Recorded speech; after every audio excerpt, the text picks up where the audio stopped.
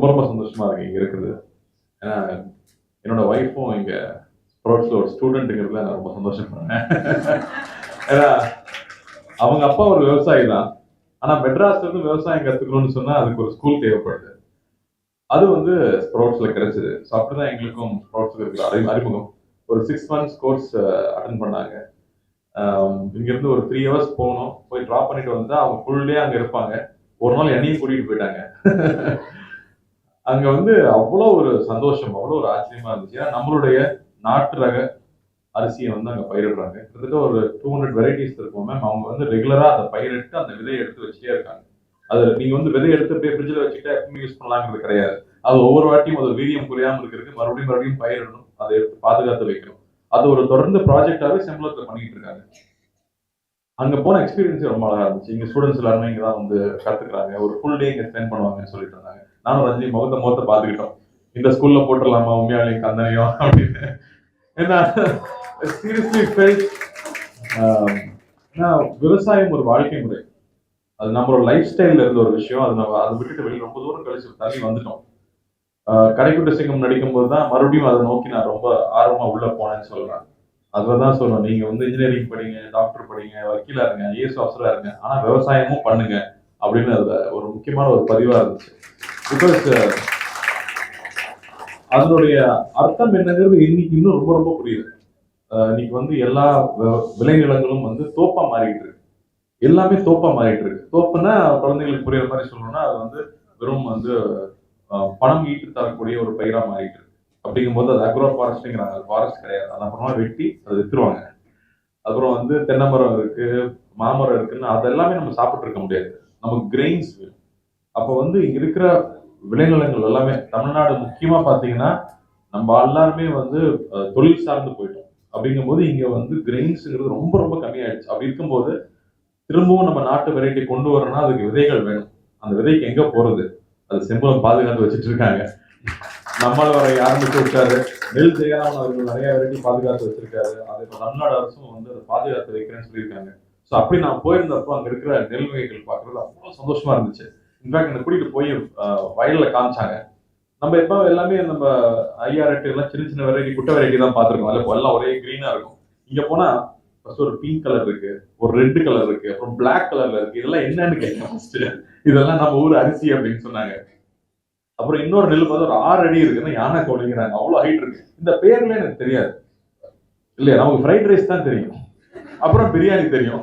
ஆனா நம்ம ஊர் வெரைட்டி ரைஸ் நமக்கு தெரியவே தெரியாது. அங்க போய் ஒவ்வொரு பேரையும் குள்ளக்காரா, காலா நமக்கு, அப்புறம் வந்து நம்ம கருப்பு கவுனி அப்படிங்கிற பேர்கள்லாம் எனக்கு தெரிய வந்ததுக்கு வந்து விஜய் மேம் ஒரு பெரிய ரீசன் சொல்லலாம். இன்ஃபேக்ட் அவங்க கிட்ட ஒரு கிஃப்ட் பேக் ஒன்று வச்சிருக்காங்க. அதுல வந்து ஒரு 10 வெரைட்டிஸ் ஆஃப் ரைஸ், ஒரு 8 வெரைட்டிஸ் ஆஃப் ரைஸ், நம்ம நாட்டு வெரைட்டி ரைஸ் அதுல இருக்கும். ஒரு சின்ன சின்ன பேக்கா இருக்கும். ஸோ இப்போ நான் கிஃப்ட் கொடுக்குறதுனா அதான் கொடுத்துருக்கேன் எல்லாருக்கும். So that let them try it out அப்படின்னு சொல்லி. That is so beautiful. So thank you Vijay ma'am for educating us in all of this and being a farmer.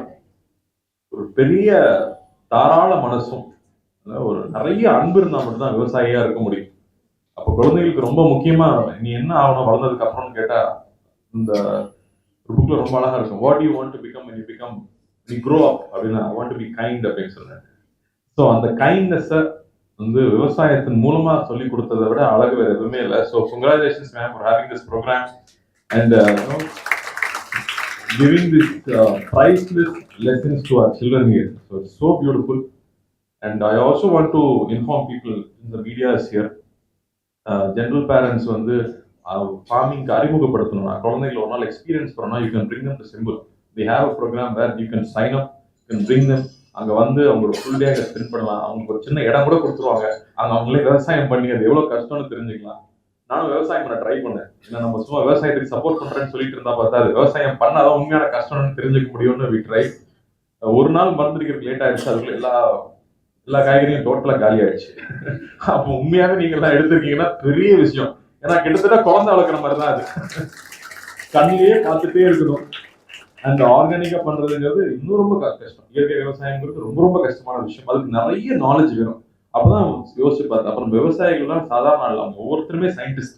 அவங்க ஒவ்வொருத்தருக்கும் அவ்வளவு தெரியுது. எது நல்ல பூச்சி, எது கெட்ட பூச்சி, எந்த செடி பக்கத்துல எந்த செடி வச்சா அது பூச்சி அடிக்காது. அப்படி அவ்வளோ விஷயங்கள் தெரிஞ்சு வச்சிருக்காங்க. எந்த எந்த எந்த நாள்ல வந்து ஃபர்ஸ்ட் நீங்க விதை போடணும், எந்த நாள் அதை எடுத்து மறுபடியும் நடணுங்கிறது வரைக்கும் அவ்வளோ இன்ஃபர்மேஷன் இருக்கு. அதெல்லாம் அவங்க ரெக்கார்ட் பண்ணி சிடிஸாவும் புக்ஸாவும் வச்சிருக்காங்க. நான் இன்ஃபேக்ட் ஒரு சின்ன ஒரு இன்சிடென்ட் கூட சொல்லலாம். வந்து ரஜினி வந்து இந்த மாதிரி விவசாயம் கத்துக்கிட்டு அவங்க அப்பாட்ட சொன்னா, விவசாயம் கத்துக்கிறீ, அதுக்கு இங்க வந்து நீ வேலை செஞ்சிருக்கலாமே அப்படின்னு. அப்போ அந்த புக்ல இருக்கிற ஒரு சின்ன ஒரு இன்ட்ரெஸ்டிங்கான விஷயம் என்னன்னா, நீங்க வந்து இப்போ நமக்கு என்ன தெரியும், மரம்னா நம்ம தண்ணி ஊத்துனா போதும், குழந்தைகள் அழகா சொன்னாங்க, நம்ம தண்ணி ஊத்துனா போதும், விதை வச்சா போதும், வளர்ந்து வரும், நம்ம அறுத்துக்கலாம். அது கிடையாது. அங்க வந்து நிறைய வீட்ஸ் வரும், களை இருக்கும், களை எடுக்கணும், பூச்சி வரும், பூச்சிக்கு மருந்து அடிக்கணும், அது கான்ஸ்டன்டா பார்த்துக்கணும், அதுக்கு உரம் போடணும். நம்ம வீட்டுல ஒரு சின்ன ஒரு குரோட்டன் செடி வச்சா கூட அதுக்கும் உரம் தேவைப்படுது. ஃபர்ஸ்ட் ஒரு 2 மாசத்துக்கு அழகா இருக்கு, 3வது மாசத்துல செத்து போயிருது. என்னன்னு பார்த்தா அது நம்ம உரமே போடல, நம்ம மட்டும் நல்லா பிரியாணி முட்டையை சாப்பிட்டுக்கிறோம், அதுக்கு எதுவுமே போடலையே. அப்பதான் புரிஞ்சது.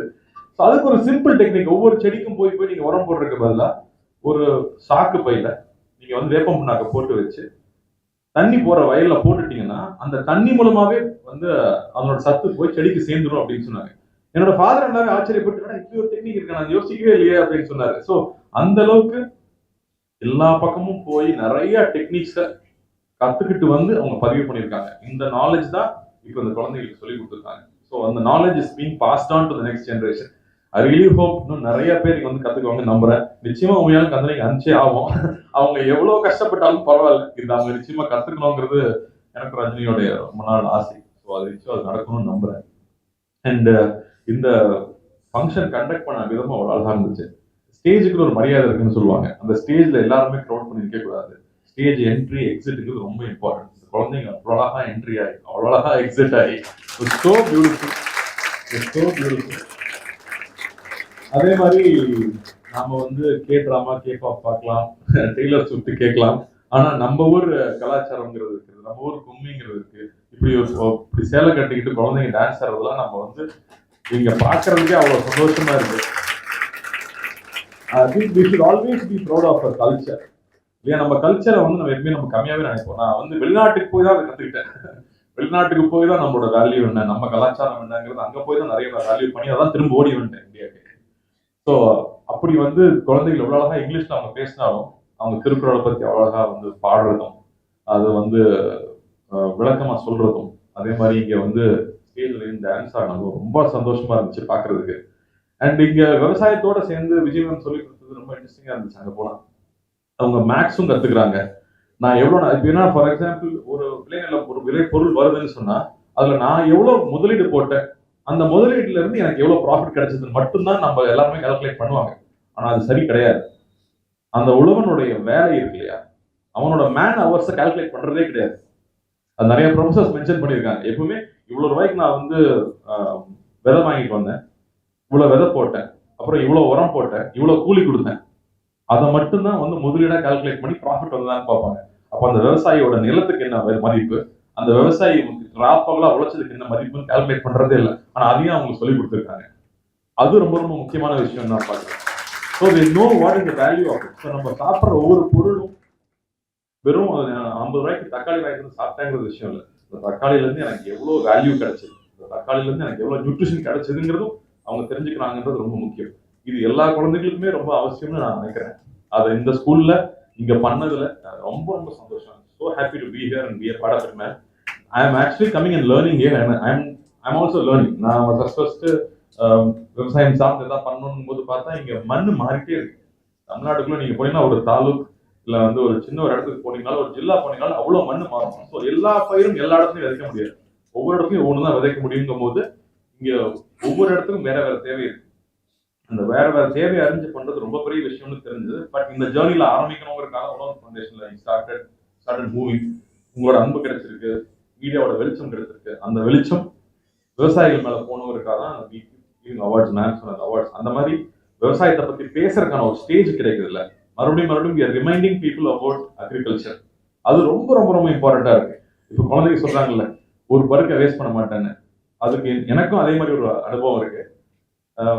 நம்ம என்ன பண்ணுவோம், கருவேப்பிலை வந்து எடுத்து ஓரமா வச்சிருவோம், மிளகு வந்து எடுத்து ஓரமா வச்சிருவோம். அது ஓரமா வைக்கிறதுக்காக அந்த சாப்பாடுல கலக்கல, அது சாப்பிட்றதுக்காக தான் கலந்துருக்காங்க. இதெல்லாம் நான் ரியலைஸ் பண்றது இப்பதான். அந்த குழந்தைங்க இப்பவே அதை தெரிஞ்சுக்கிறாங்கன்றது I am so happy to see that.